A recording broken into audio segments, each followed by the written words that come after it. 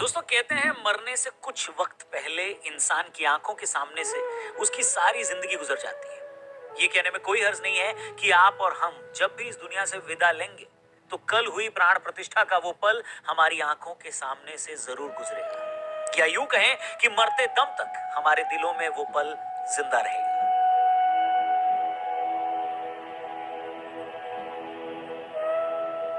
एक ऐसा पल जिसे देखकर शायद ही कोई भारतवासी न रोया हो,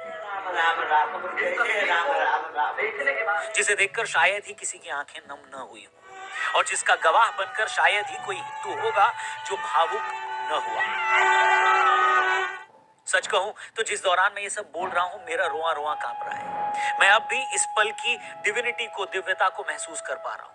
मुझे अब भी ये यकीन नहीं हो पा रहा कि क्या सच में रामलला अपने घर लौट आए हैं। यकीन मानिए दोस्तों, आपको अपनी जिंदगी से कितनी भी शिकायतें, कितनी भी कंप्लेंट्स क्यों ना हो, आपको ईश्वर से शिकायत हो कि मैं गरीब घर में क्यों पैदा हो गया, आपको इस बात का भी अफसोस हो कि मैं फला जाति में क्यों जन्मा हूं, हो सकता है आपको अपने रंग या रूप, अपने लाइफ पार्टनर से भी कितनी ही शिकायतें क्यों ना हो, मगर यकीन मानिए आपको इस बात के लिए ईश्वर का शुक्रिया अदा करना ही पड़ेगा कि आप उस दौर में जन्मे हैं जिसका इंतजार सैकड़ों सालों से किया जा रहा था।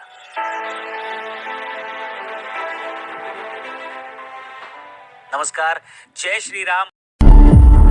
आज की वीडियो में आपका स्वागत है। आज से 500 साल बाद जब इस बात का जिक्र होगा कि 22 जनवरी 2024 को अयोध्या में भगवान श्री राम की मंदिर की प्राण प्रतिष्ठा हुई, तो दुनिया उन लोगों से जलेगी, ईर्ष्या करेगी जो जीते जी ये सब देख पा रहे थे।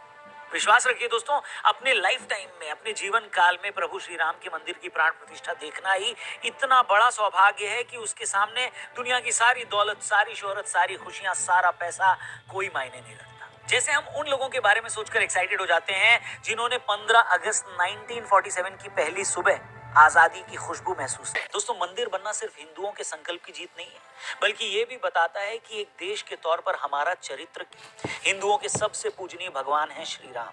श्री राम का जन्म स्थल है अयोध्या।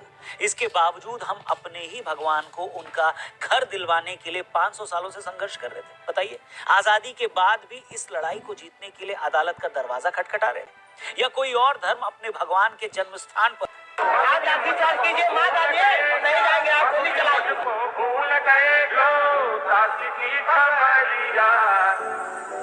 आज मंदिर बनने पर लोगों की खुशी देखकर हैरानी भी हो रही है कि दूसरे पक्ष को अच्छे से पता था कि अयोध्या में प्रभु श्री राम का मंदिर बनना हिंदुओं के लिए कितना इंपॉर्टेंट है, कितना मायने रखता है।